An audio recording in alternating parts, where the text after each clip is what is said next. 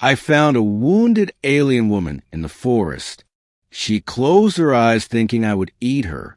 The forest was cold that morning. Mist floated like ghosts through the trees, and each step I took crunched on frozen leaves. I had come to gather firewood and check my snares.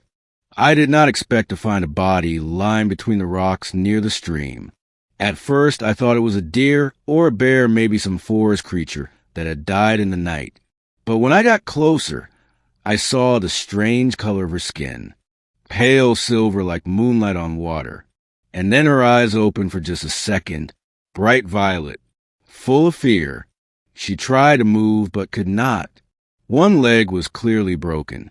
Her clothes, or what was left of them, were torn and dark with dried blood. She must have fallen from the sky or crashed somehow. There were signs in the trees of something large having burned through them recently. I knelt beside her and reached out, but she flinched hard. Her breath came fast and shallow, and then suddenly she closed her eyes tightly. Her lips moved, but I could not hear her. Her face twisted as if in pain or fear. I realized then she thought I would hurt her, or worse. She had no way of knowing what I was. Maybe on her world humans were predators, or maybe she had already met some who were. I sat beside her and slowly unwrapped the bread I had in my pack. I took a bite to show her it was food, then set it down near her hand. She did not move. I gently laid my coat over her thin frame and whispered, "You are safe now." It took an hour before she opened her eyes again. She blinked up at the sky as if wondering why she was still alive. Her gaze turned to me. I did not speak. I only nodded and kept my hands where she could see them. She finally reached out a shaking hand toward the bread and took a tiny bite. Then another. Her face softened slightly. She was still afraid, but hunger was stronger.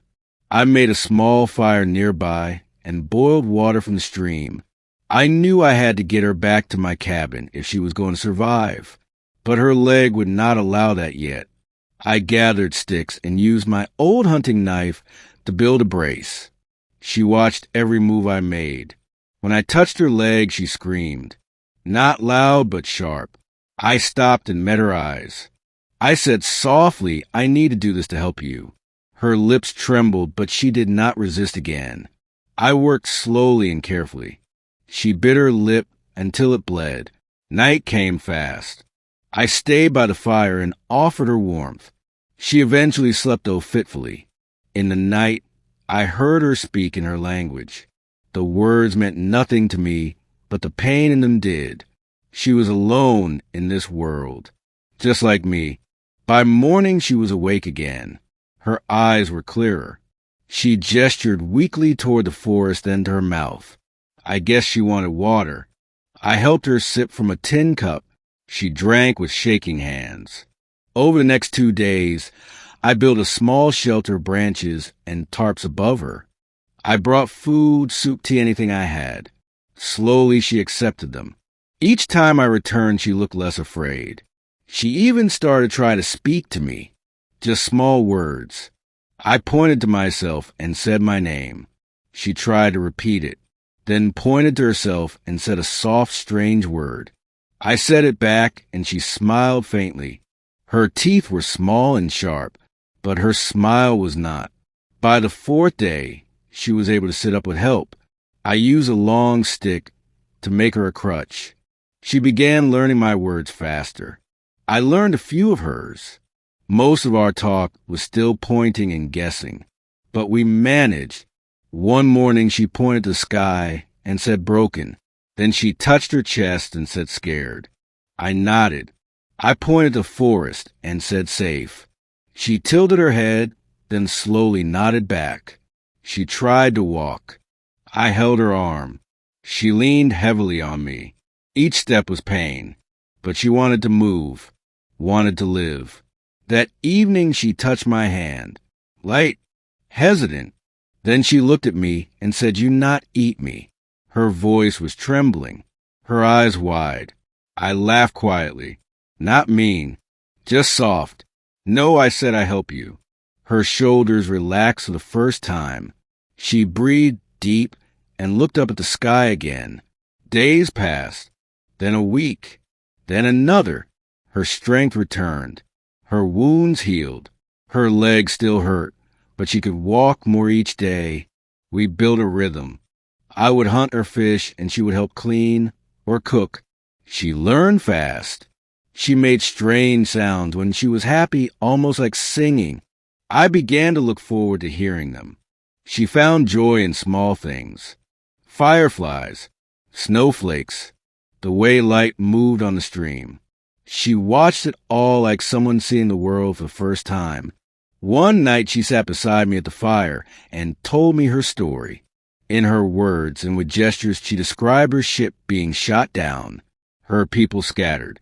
She had crawled for days before I found her. I listened without interrupting.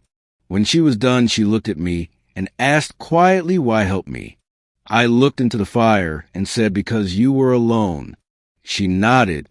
Then she leaned her head against my shoulder. I did not move. Her presence felt warm and fragile and strong all at once. Winter came and snow fell heavy. We stayed close to the cabin. I taught her how to build traps.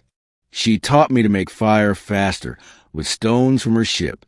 We laughed more. We spoke more. One night the wind howled outside. I woke to find her curled beside me under blanket, her face peaceful, her hand on mine.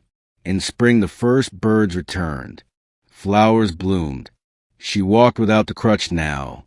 She ran once, just for a second, but it made her laugh like a child. I asked her then if she wanted to leave, if she wanted to go find her people. Her face went quiet. She looked away. She finally said softly no. I stay. I blinked. You want to stay here? She looked at me, then placed her hand on my chest. Here, she said. I did not know what to say, but she leaned forward and kissed my cheek, then rested her forehead against mine. I remembered that first day, how she had closed her eyes thinking I would eat her, how she had waited for death, and now here she was choosing to live, choosing to stay. I took her hand in mine and held it tight. She was no longer afraid. Neither was